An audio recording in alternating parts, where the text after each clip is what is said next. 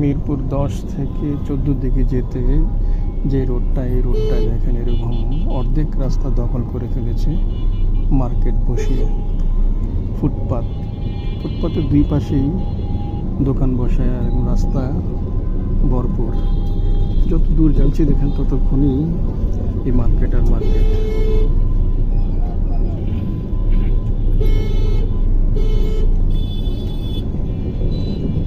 দেখেন কত মানুষ, কত কিছু প্রয়োজন কিনতে হয়, মার্কেটে আসছে মিরপুর 14 দিকে।